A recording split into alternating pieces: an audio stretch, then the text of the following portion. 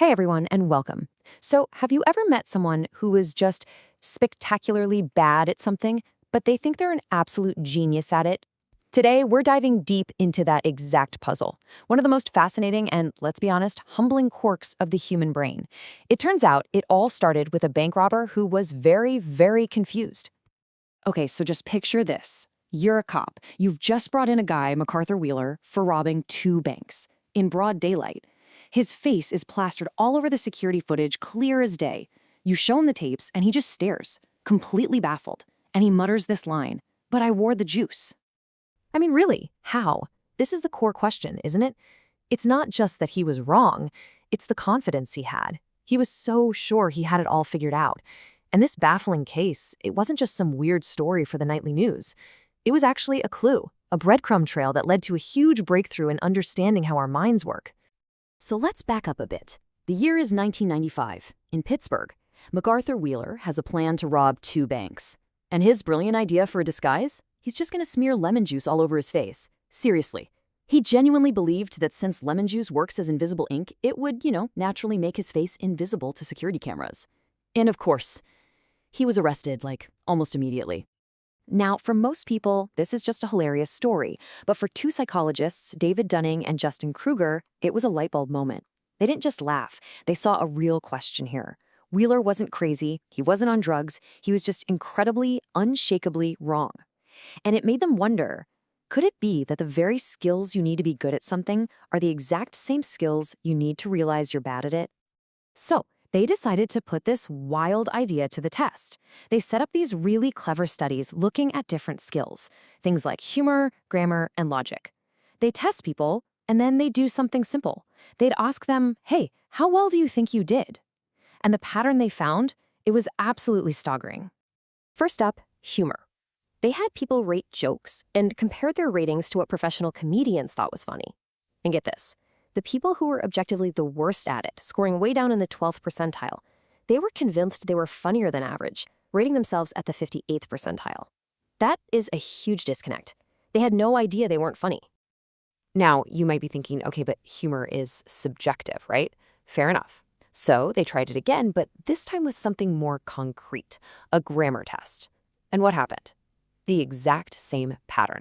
The people who scored in the bottom 10% thought they were grammar superstars, placing themselves way up at the 61st percentile. Again, this massive gap between reality and what they thought was reality. And just to really seal the deal, they tested logical reasoning. And you guessed it, it was the same story all over again. The worst performers, down at the 12th percentile, confidently ranked themselves above average at the 62nd.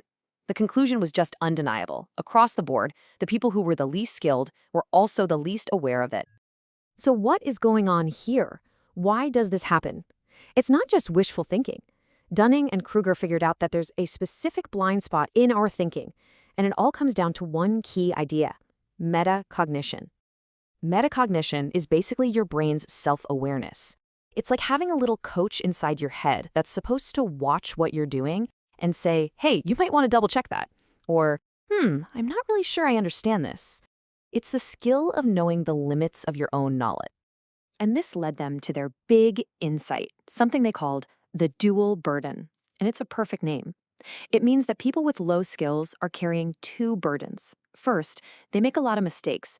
And second, their lack of skill robs them of the very ability to even see those mistakes.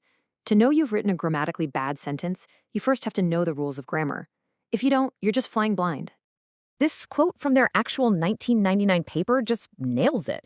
The very thing that makes you bad at something also makes you blind to how bad you are.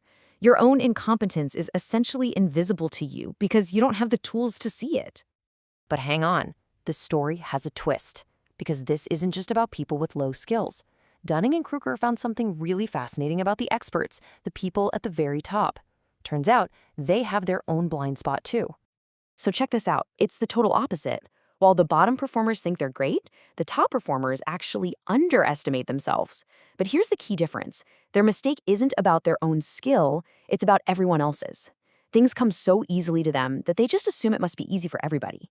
This is a classic little bias called the false consensus effect. But, and this is the crucial part, The experts' problem was super easy to fix. The second the researchers showed them the work of the other participants, the light bulb went on. They went, "Oh, I see. Not everyone can do this." They immediately adjusted their self-ratings to be way more accurate. Why? Because their metacognition was sharp. They knew what competence looked like. Okay, so this brings us to the biggest, trickiest question of all. If you don't have the skills to know you're incompetent, how on earth do you ever find out? How can you possibly learn from your mistakes if you can't even see that you're making them? It sounds like a total catch-22. Well, the researchers wanted to see if there was a way out. They ran another study on logic. And look at these results. The bottom performers scored, on average, a 0.3 out of 10. I mean, basically a 0. But when they were asked to guess their score, they thought they got a 5.5. Their perception was completely untethered from reality. So then they tried something. They gave these same low-scoring participants a simple training packet that explained the basics of logical reasoning. They taught them the very skills they were missing. And the result of this training was, well, it was profound. Now, their actual score on that first test didn't change. It was still a 0.3. But their perceived score, it crashed from that confident 5.5 all the way down to a much more humble and accurate 1.0. By getting just a little bit better, they finally gained the ability to see how much they had to learn. And that right there is the beautiful paradox at the heart of all of this. The only way to recognize your own incompetence is to become more competent. As you start to learn, you don't just get better at the skill itself.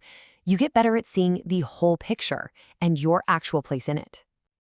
You know, this isn't some brand new idea. People have known this for centuries. It's exactly what Thomas Jefferson was getting at with this quote. True wisdom isn't about thinking you know everything. It's about understanding the vastness of what you don't know. That's the real mark of an expert. So I'll leave you with this final thought. It's easy to laugh at the lemon juice bandit, but the really tough question we have to ask ourselves is, what's our lemon juice? Where are our own blind spots, where our confidence might be writing checks our skills can't cash? It's a humbling thought, for sure. Thanks for digging into this with me today.